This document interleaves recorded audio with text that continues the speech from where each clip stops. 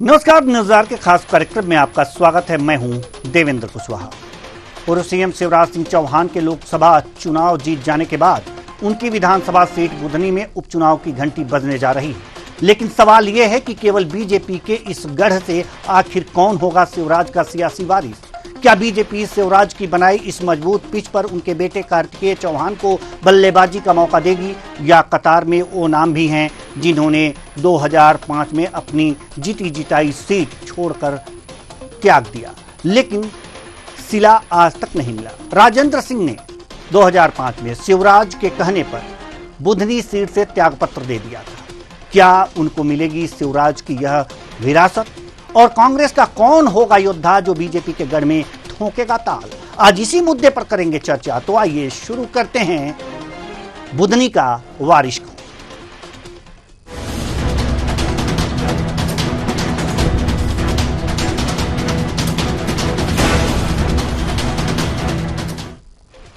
बुधनी विधानसभा seat एक तरीके से शिवराज सिंह का होम पिच है। इस सीट से वैसे बीजेपी के सामने उम्मीदवारों का संकट नहीं है, लेकिन सवाल यह है कि यहां नाम शिवराज की चॉइस पर फाइनल होगा या पार्टी की मुहर पर, यह देखने वाली बात होगी। लेकिन सबसे खास बात यह है कि इस सीट पर किरार समाज का वोट बैंक सबसे ज्यादा है। 40,000 से ज्यादा यहां किरार वोटर हैं। दूसरा, शिवराज सिंह चौहान का चेहरा अब तक यहां बीजेपी के लिए जीत की जमानत रहा है। वैसे एमपी विधानसभा चुनाव के लिए जब टिकट बांटे गए थे तो उनमें भी शिवराज सिंह चौहान की चॉइस का पूरा ध्यान रखा गया था, और जो टिकट उनकी मर्जी से बंटे वह पार्टी की जीत भी मिली। तो इसमें दो राय नहीं कि बुधनी में भी उनकी राय अहम रहेगी। लेकिन सवाल यह है कि क्या शिवराज कार्तिकेय का नाम बढ़ाएंगे? इसमें दुविधा है, क्योंकि बीजेपी में जिस तरह से परिवारवाद को लेकर क्राइटेरिया बनाया गया है उसमें शायद यह संभव न हो। लेकिन यह भी सही है कि कार्तिकेय खुद भी बुधनी में लंबे समय से सक्रिय हैं। तो क्या कार्तिकेय बनेंगे पार्टी की चॉइस? यह देखने वाली बात होगी। लेकिन 2003 में बुधनी विधानसभा सीट एक झटके में छोड़ने वाले राजेंद्र सिंह का नाम भी है, जिनको 2005 के बाद से अब तक किसी चुनाव में टिकट नहीं दिया गया, लेकिन उनको निगम मंडलों में जगह देकर उनकी भरपाई करने का प्रयास किया गया। अगर बात किरार समाज की करें तो यहां पर करीब 40,000 वोटर किरार समाज से हैं। ऐसे में रवीश चौहान का नाम सामने आता है, जो अपने समाज में सक्रिय हैं। बीजेपी किसान मोर्चे के पूर्व अध्यक्ष रहे रवीश चौहान के पास भी अच्छा खासा वोट बैंक है। इस रवीश चौहान के नाम को भी नजरअंदाज नहीं किया जा सकता। ऐसे में बीजेपी प्रवक्ता का पंकज चतुर्वेदी का कहना है कि उम्मीदवार केंद्रीय नेतृत्व तय करता है। हम कमल निशान को लेकर चुनाव लड़ते हैं। देखिए, भारतीय जनता पार्टी का केंद्रीय संगठन, पार्लियामेंट्री बोर्ड और प्रदेश इकाई ये मिलकर तय करेंगे कि कौन मध्य प्रदेश में विधानसभा चुनाव में बुधनी से भाजपा का पक्ष रखेगा। निश्चित तौर पर कोई भारतीय जनता पार्टी का कार्यकर्ता होगा, और वैसे भी हमारी रीति नीति स्पष्ट है, नाम कमल, पहचान कमल, निशान कमल। अब कमल के चुनाव चिन्ह के साथ जो भी कार्यकर्ता आता है वही हमारे लिए महत्वपूर्ण होता है। तो इसलिए द्वितीय अक्षय के प्रत्याशी कौन होगा, महत्वपूर्ण है कि कमल का चुनाव चिन्ह मैदान में है और जन के पास को प्राप्त होगी। लेकिन कांग्रेस के लिए यह सीट एक चुनौती है। बीजेपी के इस मजबूत किले में सेंध लगाने के लिए कांग्रेस कौन सा हथकंडा अपनाएगी, यह देखने वाली बात है। लेकिन कांग्रेस प्रवक्ता अब्बास हाफिज का कहना है कि वैसे तो बीजेपी में अब परिवारवाद की लंबी लिस्ट है, लेकिन शिवराज जी को पता है कि बीजेपी वहां से चुनाव हार रही है, इसलिए शायद अपने पुत्र को वहां से न लड़ाएं। सुनिए अब्बास हाफिज क्या कह रहे हैं। समझता हूं जितना, और मेरे जितने संपर्क हैं वहां पर, तो सबसे पहला तो चाहत यही रही कि शिवराज जी कैसे भी अपने पुत्र को वहां सेट कर दें। और भारतीय जनता पार्टी तो आज की तारीख के अंदर इस तरह के परिवारवाद के ऊपर ही चल रही है, चाहे वो सिंधिया जी हों, धर्मेंद्र प्रधान जी हों, मुरली देवड़ा जी हों, तमाम लोग हों, जितिन प्रसाद जी हों, सब बीजेपी में सिंधिया परिवार पूरा हो। लेकिन अभी जो इनपुट है शिवराज जी के पास वो यह है कि वो बुरी तरह चुनाव हार रही है बीजेपी वहाँ। तो ऐसे में हो सकता है कि कांग्रेस से डर के वो अपने बेटे को शुरुआत में हार का सामना नहीं कराना चाहते हो। बस यही आधार हो सकता है कि उनके बेटे को टिकट ना मिले। नहीं तो अब बीजेपी में राजपाट चल रहा है, कि कौन राजा था और उसका कौन राजकुमार है, वो चुनाव के मैदान में कैसे आएगा, लेकिन शर्त यही है जीत सकें तब। तो ऐसी परिस्थिति में शायद पीछे हटेंगे। तो ऐसी स्थिति में शायद पीछे हटेंगे, ये कहना है कांग्रेस प्रवक्ता का। लेकिन जहां तक यह देखा गया है कि बुधनी बीजेपी का एक सुरक्षित किला है, अभेद्य किला है, जिसे कांग्रेस भेद पाने में अक्षम साबित होती है। ऐसे में सवाल यहां पर यह है कि यहां पर कांग्रेस किस प्रत्याशी को खड़ा करेगी जो इस किले को भेद सके। क्या रणनीति होगी कि इस किले को भेदा जा सके, और साथ ही साथ बीजेपी किस प्रत्याशी को यहां पर चुनाव लड़ाएगी, यह भी देखने वाली बात है, क्योंकि कई उम्मीदवार जो हैं कतार में हैं।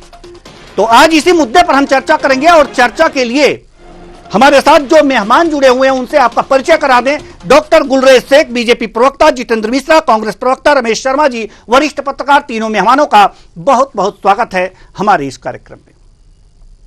जितेंद्र मिश्रा जी, सबसे पहले सवाल आपसे ही शुरू करते हैं। क्यों ऐसा लगता है कि बुधनी बीजेपी हार रही है? निश्चित तौर पर बुधनी में शिवराज सिंह जी के हटने के बाद जिस तरीके की गुटबाजी सामने आई है, उसको लेकर के लग रहा है कि बुधनी में कहीं ना कहीं भारतीय जनता पार्टी। मुझे मिश्रा जी की आवाज नहीं आ रही है जी, इसे दुरुस्त कराने का प्रयास कर रहे हैं। जी जी, जितेंद्र मिश्रा जी, आवाज आ रही है? जी जी, आवाज आ रही है? जी बिल्कुल, आपकी आवाज आ रही है। डॉक्टर गुलरेज, जिस तरीके से शिवराज सिंह चौहान ने सीट को छोड़ा है, उसके बाद जो दावेदार बुधनी में निकल के आए हैं, उससे स्पष्ट होता है कि कहीं ना कहीं बुधनी में भारतीय जनता पार्टी को परेशानी का सामना करना पड़ेगा। निश्चित तौर पर बुधनी में भारतीय जनता पार्टी की वो हवा आज नहीं है जो पूर्व मुख्यमंत्री के रूप में शिवराज सिंह चौहान के समय हुआ करते।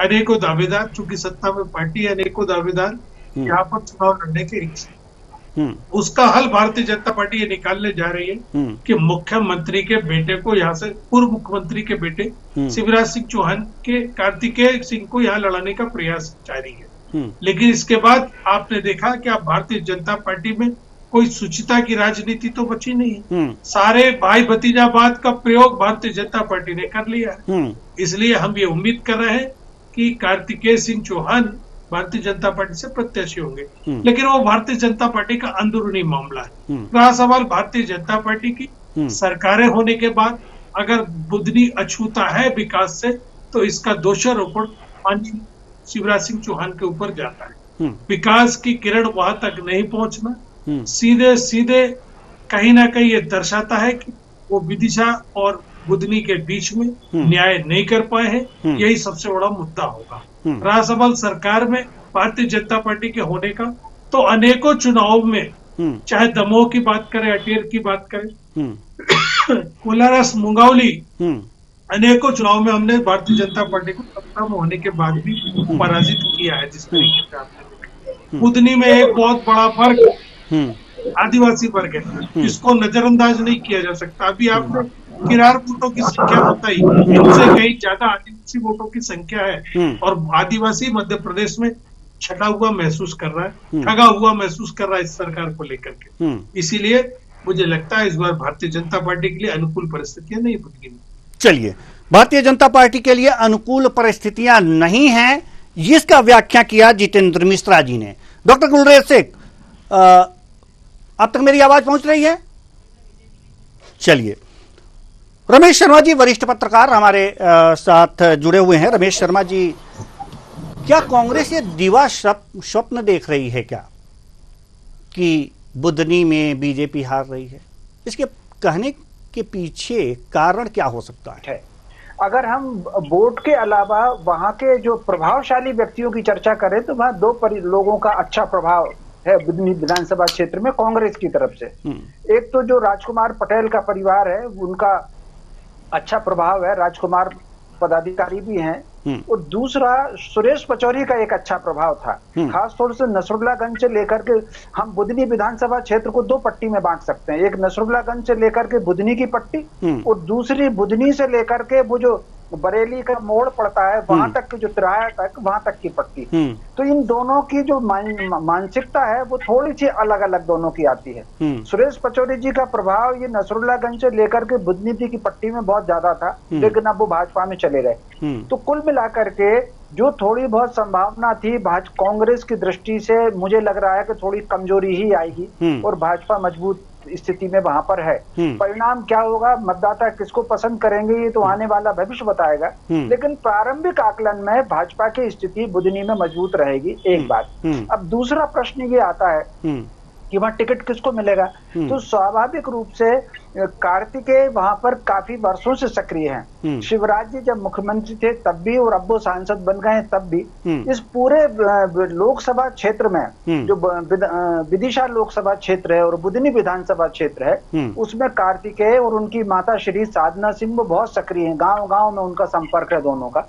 और पिछले दिनों जो क्रिकेट मैच हुआ था कार्तिकेय का, उसका भी उन पर एक अनुकूल प्रभाव है। इसमें नहीं कि वो बहुत ज्यादा सक्रिय वहां पर हैं, और अगर पार्टी टिकट देती है तो वो टिकट मजबूत टिकट होगा। लेकिन फिर भी दो लोगों का दावा वहां पर एक प्रबल दावा है। एक तो जैसा कि आपने स्वयं कहा कि राजेंद्र सिंह जी ने सीट छोड़ी थी 2005 में शिवराज जी के लिए जी। दूसरा दावा रमाकांत भार्गव का है। रमाकांत भार्गव विदिशा से सांसद थे, अब वो शिवराज जी को विदिशा संसदीय क्षेत्र से टिकट मिला और वो केंद्र में जीत भी गए हैं, मंत्री भी बन गए हैं। तो रमाकांत भार्गव जी का दावा भी वहां पर एक मजबूत बनता है। एक बड़ी एक और बात है, ये गुलरेज जी ज्यादा अच्छे से बता पाएंगे। रमाकांत जी भार्गव, जहां तक मेरी जानकारी है, वो पहले कोऑपरेटिव बैंक में नौकरी करते थे और कहीं ना कहीं उनका टिकट लगभग बुधनी लोक विधानसभा क्षेत्र से, ये बात हो गई इसको लगभग 20 वर्ष पुरानी बात है, लगभग टिकट तय था। तो उन्होंने अपनी नौकरी से रिजाइन दे करके वो पार्टी ज्वाइन की थी, लेकिन किसी वजह से फिर उनको टिकट नहीं मिला था। आगे चल करके उनको फिर विदिशा संसदीय क्षेत्र से मिला। तो मुझे जो लग रहा है कि तीनों प्रमुख दावेदार हैं, राजेंद्र सिंह भी दावेदार, अच्छे दावेदार हैं, रमाकांत भी अच्छे दावेदार हैं और कार्तिकेय भी अच्छे दावेदार हैं। लेकिन शिवराज जी का जो स्वभाव है, शिवराज जी भले ही उनके मन में इच्छा हो, लेकिन वो अपने बेटे का नाम आगे नहीं करेंगे। पार्टी का प्रांतीय नेतृत्व स्वयं उनके बात को समझ करके कार्तिकेय का नाम रखे, ये बात अलग है। लेकिन शिवराज जी अपनी तरफ से नाम बिल्कुल नहीं रखेंगे अपने पुत्र का। और लेकिन वहां का जो टिकट होगा वो उनकी सहमति का ही टिकट होगा, और स्वाभाविक रूप से उनकी सहमति का जो टिकट होगा एक प्रभावशाली व्यक्ति होगा। अब कांग्रेस के सामने एक तो उनके मुकाबले के लिए एक तो राजकुमार पटेल का परिवार या उनकी पसंद का परिवार, एक परिवार हो सकता है, और किरार समाज का टिकट कांग्रेस दे सकती है, क्योंकि कहीं ना कहीं किरार समाज में थोड़ा सा अपने समाज के प्रति लगाव भी है। लेकिन मुकाबला दिलचस्प होगा यदि कांग्रेस किसी किरार समाज से देगी, लेकिन फिर भी भाजपा की स्थिति थोड़ी मजबूत तो है वहां पर। जी रमेश शर्मा जी तो स्थिति को मजबूत बता रहे हैं बीजेपी की, कि बुधनी में बीजेपी की स्थिति मजबूत है, लेकिन जितेंद्र मिश्रा जी कह रहे हैं कि बीजेपी की हार होगी। डॉक्टर गुलरेज शेख, क्या कहेंगे आप? देखिए, रमेश शर्मा जी ने बहुत सारी चीजें बोल दी। उन्होंने कहा कि बीजेपी को एज है और आज से नहीं लंबे समय से है। उन्होंने ये भी कहा कि भाई भतीजावाद और वंशवाद हमारे यहाँ नहीं चलता है। फाइनली टिकट उसी को मिलेगा जिसको हमारा केंद्रीय नेतृत्व, जिसको हमारी राज्य की इकाई, जिसको वहां की जिले की इकाई पसंद करेगी। उसमें कोई भी हो सकता है। तो यही खूबसूरती है भारतीय जनता पार्टी की। जहां तक बात है कांग्रेस पार्टी की, कांग्रेस पार्टी के पास उम्मीदवार नहीं है वहां पर, और जिसको भी बकरा बनाया जाएगा आप मान के चले वो जमानत जब्त कराने वाला है। बहुत बुरी हार होगी। जिस प्रकार से शिवराज जी की जीत हुई है उसी प्रकार से बुधनी में भी भाजपा का कमल खिलेगा और कांग्रेस को मायूसी और शर्मिंदगी नजर आएगी। चलिए, डॉक्टर गुलरेज शेख जी। जितेंद्र मिश्रा जी, सवाल यहां पर यह है कि आप हार की बात बराबर कहते रहे हैं कि बीजेपी हार रही है, यहां पे तो जीत रही है कांग्रेस। किसको लड़ा रहे हैं आप लोग? नहीं, देखिए, कांग्रेस का उम्मीदवार बहुत जल्दी आपके सामने आएगा। हमारी एक प्रक्रिया है उम्मीदवार चुनने की, उसके आधार पर स्क्रीनिंग कमेटी तय करती है कौन उम्मीदवार होगा। हमारे यहाँ पर्ची सिस्टम नहीं है, जिस तरीके से पर्ची आती है और वो उम्मीदवार हो जाता है, जैसा भारतीय जनता पार्टी में होता है। रहा सवाल, रमेश शर्मा जी ने बहुत बड़ी बात करी, बहुत अच्छी बात की कि कांग्रेस के पास भी मजबूत उम्मीदवार है। रमेश शर्मा जी का भी अपना अनुभव है। रहा गुलरेज शेख साहब का, तो गुलरेज शेख साहब को ये समझ में आना चाहिए कि भारतीय जनता पार्टी ही तो तय करेगी। पूर्व मुख्यमंत्री शिवराज सिंह चौहान कार्तिकेय का नाम आगे नहीं बढ़ाएंगे, क्रांति कमेटी से बढ़वाएंगे, कान में फूंक देंगे, वो नाम आगे आ जाएगा। अनेकों पुत्रों को टिकट दिया है भाजपा ने, तो अब सुचिता और भाई भतीजावाद की राजनीति से दूर होने का दावा तो नहीं कर सकते। और ये कौन करेगा, इतना बड़ा ब्लंडर कौन करेगा कि अपने पुत्र का नाम खुद लेगा? अरे प्रांतीय कमेटी के माध्यम से ही फाइनल कराया जाता है। और भारतीय जनता पार्टी के अंदर उम्मीदवार ज्यादा है, इसको लेकर के विरोध है, और विरोध को दबाने के लिए कार्तिकेय सिंह जी एक अच्छा चेहरा हो सकता है, ये भारतीय जनता पार्टी का सोच है। लेकिन आप ये बताइए, 19 मंत्री हारे आपके केंद्रीय समिति, किस आधार पर बुधनी को जीतने की बात कर रहे हैं आप? बुधनी में विकास के नाम पर क्या है, ये आपसे छुपा नहीं है। बुधनी में सड़कों की स्थिति क्या है, वो आपसे छिपी नहीं है। सारी चीजें, एक मौका मिला था बुधनी को, उसमें आपने लोकसभा का चुनाव लड़ लिया और वो मौका भी बुधनी के हाथ से चला गया। निश्चित तौर पर कहीं ना कहीं, और एक चीज याद रखिए, मुद्दों के अभाव में इंदिरा जी चुनाव हार गई थी। मुख्यमंत्री शिवराज सिंह चौहान की ये सीट नहीं है, इसके मुख्यमंत्री रहते हुए सीट उनके पास रहती थी। लेकिन इसके पहले लगातार कांग्रेस के उम्मीदवारों ने बुधनी में जीत दर्ज की है, और आज बुधनी का मतदाता ठगा हुआ महसूस कर रहा है। किरार समाज से ज्यादा संख्या आदिवासी वोटों की है, और आदिवासियों को मध्य प्रदेश की भाजपा सरकार ने ठगा है। इस बात को लेकर के आप सब सहमत होइए कि बुधनी में भारतीय जनता पार्टी के लिए मुश्किलें हैं। जी, डॉक्टर गुलरेज से कुछ कहना चाह रहे थे आप? मेरे काबिल मित्र को मैं यही कहूंगा कि थोड़े दिन पहले, कुछ ही दिन बीते हैं, लोकसभा का चुनाव के नतीजे आए हैं विदिशा के। वहां पर 8,21,408 वोट हमको मिले हैं, तो उस लोकसभा में 2,95,000 और मात्र 52 वोट इनको मिले हैं। तो कहां 2.5 लाख और कहां 8.25 लाख वोट। तो उसी आधार पे मैं कह रहा हूं कि बुधनी भी वहीं आता है। 2018 में हमने सरकार बनाई थी और 2019 में आपने बनाई थी, क्या फर्क आता है और कितना समय लगता है वोटर को बदलने? चलिए, नहीं भाई साहब, ये बताइए मुझे आप कि आपने आखिरी बार बुधनी कब जीता था, साल बताइए। जी, हमारे टीवी स्क्रीन पे चल भी रहा है एक एक करके, 90 में कौन जीता और 92 में कौन जीता, चल रहा है ये। लगातार चुनाव जीतते रहे, क्योंकि मुख्यमंत्री की क्षेत्र था, इसलिए इस बात को लेकर के जब से भारतीय जनता लगा तो बुधनी ने अपने आप को कहीं ना कहीं उपेक्षित महसूस किया। आप जीत ही नहीं पाए हो, और यही, और अभी जो 8.25 लाख की मार्जिन से आवाम ने हमको 6-8 हमको जिताया है, वो दर्शाता है इस चीज को कि कितना विकास हुआ है। आपकी जो बातें थी ना कि विकास नहीं हुआ, ये नहीं हुआ, तो 8.25 लाख वोट और 2.5 लाख वोट, आप समझ सकते हैं अंतर। आपको 2.5 लाख मिले, हमको 8.25 लाख मिले, क्योंकि हमने विकास किया है। अरे गुलरेज जी, 2018 में हमने सरकार बनाई, 2019 में आपने बनाया, क्या कितना समय लगा? अरे भाई साहेब मिश्रा जी, मैं तो इसी विदिशा सीट की और इसी बुधनी की बात कर रहा हूं कि जहां पर आपको केवल और केवल 2.5 लाख वोट मिले, हमको 8.25 लाख मिले, और ये हमारे विकास का पैमाना है। कह रहे थे ना कि वहां पर विदिशा का विकास नहीं हुआ, बुधनी का विकास नहीं हुआ। अगर किसी चीज का विश्लेषण कर रहे हैं तो आवाम की बेअदबी कर रहे हैं कि आवाम को समझ नहीं पड़ता है क्या? कैसे बात कर रहे हो? अरे आवाम को तो यह भी समझ में आता है कि भाई भतीजा बात करने जा रहे हो आप बुधनी में। आप कोई भाई के पुत्र को टिकट देने जा रहे हो, यह भी आवाम को समझ में आ रहा है। ये आवाम समझती है इस चीज को। घराने शाही हमारे दल में नहीं चलती, वो तो वहीं चलती है आपके यहाँ। चलिए आपके 150 लोगों को मैं गिनाऊं क्या? अरे वसुंधरा राजे के पुत्र को आपने टिकट दिया, मेनका गांधी के पुत्र को आपने टिकट दिया, कितने नाम गिनाऊं?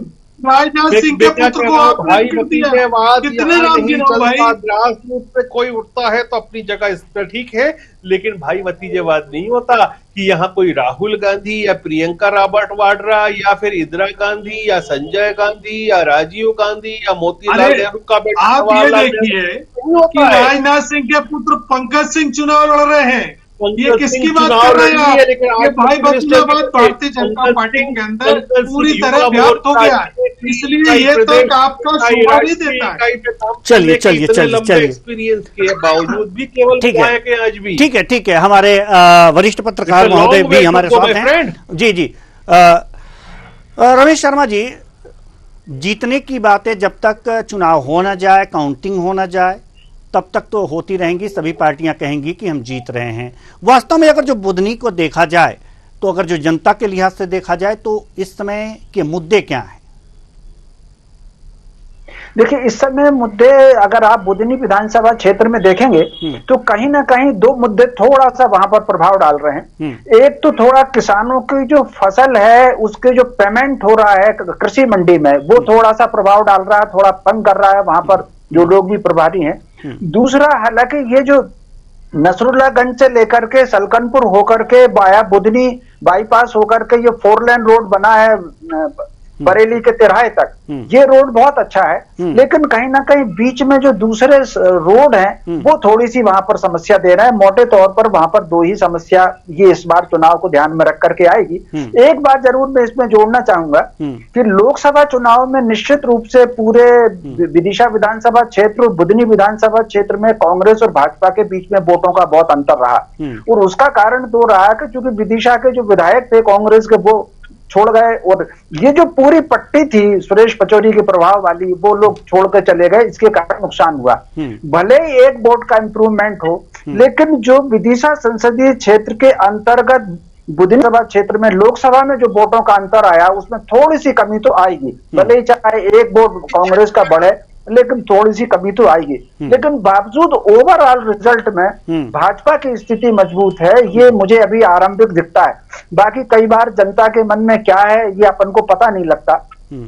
कहीं ना कहीं जो कांग्रेस के जो सेकंड कैटेगरी के नेता थे उन्होंने थोड़ी सी वहां पर अपनी सक्रियता बढ़ाई है। नसरुल्लागंज में भी सक्रियता बढ़ाई है, रहटी में भी बढ़ाई है, जो पूरी पट्टी है वहां की, शाहगंज में भी सक्रियता बढ़ाई है। एक कार्यक्रम अभी भले ही छोटा सा था, लेकिन शाहगंज में कार्यक्रम भी हुआ है, ये पट्टी भी बढ़ाई है। लेकिन फिर भी कहीं ना कहीं जमीन से जो जुड़ाव साधना सिंह का और कार्तिकेय का रहा है वहां पर, तो फिर गुरु प्रसाद शर्मा का भी रहा है, रमाकांत का भी रहा है। तो अलग अलग पट्टी में जो लोग उन्होंने डेवलप किए थे, शिवराज जी ने एक बड़ी रणनीति तैयार की कि बुधनी विधानसभा क्षेत्र के जो अलग अलग, जैसे रहटी एक उसके अंतर्गत आता है, बुधनी उसके अंदर नसरुल्लागंज आता है, शाहगंज आता है, डोभी बक्तरा आता है, ये जो पूरी पट्टी थी, तो अलग अलग क्षेत्र में उन्होंने अलग अलग लोगों को डेवलप किया और वो वहां पर काम देख रहे हैं। तो मैं समझता हूं वो जो एक बड़ा नेटवर्क तैयार हुआ है भाजपा का, उसका मुकाबला अभी कांग्रेस नहीं कर सकती। कांग्रेस ने निचले स्तर पर नेटवर्क डेवलप नहीं किया। अभी कुछ लोकसभा के बाद कुछ स्थानीय नेता सक्रिय हुए हैं, इसमें कोई शक नहीं, क्योंकि व्यक्तिगत कारणों से मेरा बुधनी शाहगंज सलकनपुर मेरा आना जाना होता है, तो व्यक्तिगत कारणों से कांग्रेस के कुछ लोग सक्रिय हुए हैं और एक आध निचले स्तर के भाजपा के नेता कांग्रेस में आए भी हैं, साधारण कार्यकर्ता। तो थोड़ा बहुत इंप्रूवमेंट तो हुआ है, लेकिन वो उस भीति को तोड़ देंगे इसकी संभावना भी कह नहीं सकते हैं। जी चलिए डॉक्टर गुलरेज से एक सवाल और भी उठता है कि जैसे कि अभी रमेश शर्मा जी बता रहे थे कि कुछ जगहें हैं जहां पर परिवहन और सड़क की समस्याएं हैं, तो ये समस्याएं रह गई हैं जी, और इनसे इसका जवाब जब जनता मांगेगी तो क्या कहेंगे आप लोग? नहीं, वहां पर बुधनी क्षेत्र की बात करें तो बहुत पीछे था, और यदि आप बात करें कि 50 साल में जब से कांग्रेस का वहां पर शासन हुआ करता था, वहां इतना पीछे था कि ना बिजली थी, ना घर थे, कच्चे मकान मिलते थे, कहीं सड़क का पता नहीं था। तो यदि आप देखिए तो पिछले 20 साल में जितना काम हुआ है ना, वो उसी की अलामत है कि हम 8 लाख वोट से जीते हैं। 8 लाख वोट से ज्यादा से हमने जीत दर्ज की है उस क्षेत्र विशेष में। तो विकास हुआ है, इंडस्ट्रीज भी आई हैं, पुल पुलिया खूब सारे बने हैं। फिर वो क्षेत्र जो है वो जंगल वाला क्षेत्र भी है, वहां की जो भौगोलिक परिस्थिति है उसके हिसाब हिसाब से बहुत काम हुआ है और ये आवाम समझती है, और जब आवाम समझती है तभी वोट का हमको देती है, और इस बार भी यही होगा। चलिए, आवाम समझती है। जितेंद्र मिश्रा जी, जी मैं अनुरोध करूंगा, मैं बिल्कुल बिल्कुल, बहुत बहुत धन्यवाद आपका, बहुत बहुत धन्यवाद समय देने के लिए, बहुत बहुत धन्यवाद। जी जितेंद्र मिश्रा जी, जल्दी से, जनता समझती है, कांग्रेस को नहीं समझती। जी, और गुलरेज शेख ने भी स्वीकार किया कि बुधनी पिछड़ा था। आप ये बताइए कि एक मुख्यमंत्री के रूप में 18 साल काम करने के बाद भी अगर कोई ये कहे कि बुधनी पिछड़ा है वो विधानसभा, तो आपको अंदाजा लगा लेना चाहिए कि हालात हाजिरा क्या है। एक बार बुधनी का दौरा करके आए भारतीय जनता पार्टी के प्रवक्ता, उनकी समझ में आएगा कि विकास अभी पहुंचा नहीं है बुधनी में। और एक मुख्यमंत्री 18 साल तक सरकार में रहे और उसका क्षेत्र अगर विकास से दूर रहे, अंदाजा लगा सकते हैं कि नाराजगी का क्या कारण है। उन्होंने कहा हम लगातार जीतते आ रहे। अरे मुख्यमंत्री की कुर्सी पर बैठे, जीतेंगे तो आप, लेकिन आपको मैं फिर याद दिलाऊं कि प्रधानमंत्री के रूप में इंदिरा जी चुनाव हारी है और बुधनी में वो स्थिति बनने जा रही है। रमेश शर्मा जी ने कहा कि 2-3 सड़कों को छोड़ दे, तो बुधनी में आज भी सड़कों का अभाव है। बुधनी में आज भी किसान परेशान है, ना तो उसको खाद मिल रहा है, ना उसको बीज मिल रहा है, और इसको लेकर के तहसील स्तर पर लगातार प्रदर्शन कर रहा है किसान वहां का। एक मुख्यमंत्री के क्षेत्र की ये हालत है। दूसरा, आदिवासी नाराज है पूरी भारतीय जनता पार्टी से, और आदिवासी वर्ग किरार समाज से बड़ा वोटर है कि हमारी जीत का आधार होगा। जी, एक अंतिम कमेंट लेना चाहेंगे रमेश शर्मा जी आपसे कि मुख्यमंत्री जिस क्षेत्र से हों और वहां ये कहा जाए कि हाँ थोड़ा पिछड़ा रह गया है, तो बड़ी एक अचरज सी बात आती है। क्या लगता है? नहीं, देखिए, एक बात समझ लीजिए, समय के साथ काम तो खूब हुए हैं। जैसा कि ये 4 लेन रोड का मैंने कहा है, 4 लेन रोड वहां पर बने हैं, वेयर हाउस वहां पर खूब सारे बने हैं, और फिर बुधनी और आसपास स्थानीय स्तर पर जो लोकल उत्पाद के हिसाब से जो इंडस्ट्री आना चाहिए, खासतौर से तुअर वहां पर अच्छी पैदा होती है, तो तुअर के लिए जो लोकल तो काम तो हुए हैं, खासतौर से स्थानीय कुटीर उद्योग के लिए भी फाइनेंस हुए हैं, काम तो बुधनी में हुए हैं, ऐसा नहीं है। तो फिर सबसे बड़ी बात जो जिसकी मैं हमेशा प्रशंसा करता हूं, सलकनपुर मंदिर का जो विकास हुआ है, अद्भुत विकास हुआ है सलकनपुर मंदिर का।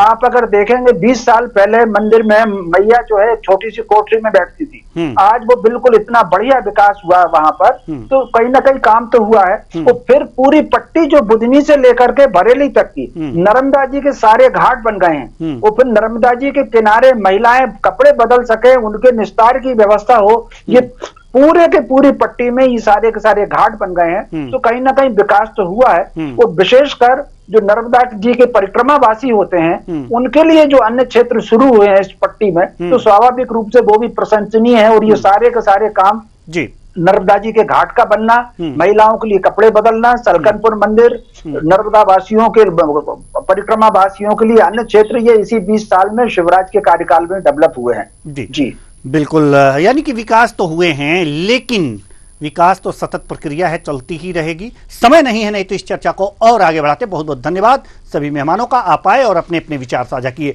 तो कुल मिलाकर के देखा जा सकता है कि बुधनी में उपचुनाव होने हैं और शिवराज सिंह चौहान के त्यागपत्र के बाद ये उपचुनाव होगा। ऐसे में कांग्रेस रणनीति तो बना ही रही है, साथ ही साथ बीजेपी में भी ये बातें हो रही हैं कि आखिर चुनाव कौन लड़ेगा, क्या कार्तिकेय लड़ेंगे या फिर राजेंद्र सिंह लड़ेंगे या फिर कोई और, कौन हो सकता है ये तो भविष्य में पता चलेगा, सामने आएगी ये तस्वीरें खुल करके।